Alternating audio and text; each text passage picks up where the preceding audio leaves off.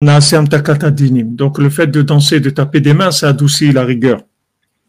Amarli kach amarti. Rabbeinu, il a dit, voilà comment je dis. Chez Arshav, nishma gzerot chas v'shalom al Israël. Maintenant, on a entendu des décrets chas v'shalom sur Israël. V'hine olchim umamshichim lavo yemei hapurim haele. Maintenant, il y a les jours de Purim qui sont en train d'arriver.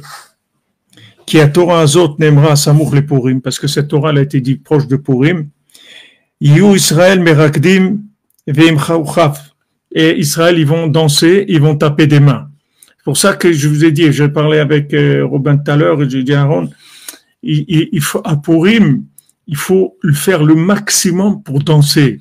C'est la chose principale de Purim.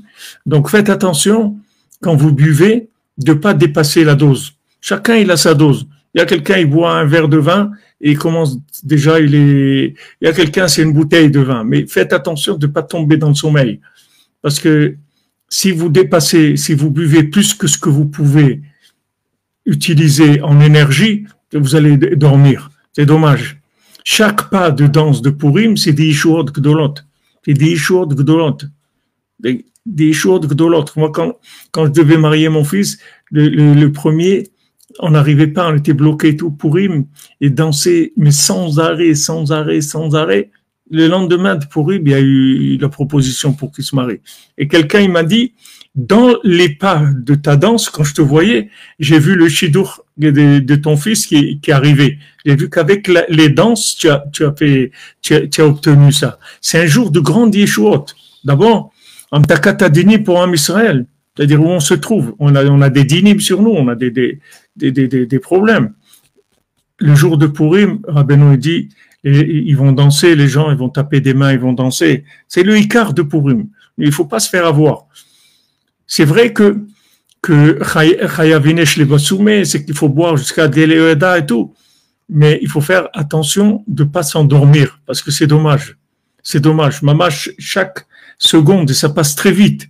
Chaque seconde de Purim, c'est dommage de maintenant de boire beaucoup et de s'endormir. Tu bois bien, mais tu fais attention de rester réveillé, tu vois, que la boisson, elle te fait pas basculer dans le sommeil. Très important. Même que c'est une mitzvah de boire et jusqu'à que tu sais pas entre Haman et tout ça, c'est quand tu restes réveillé.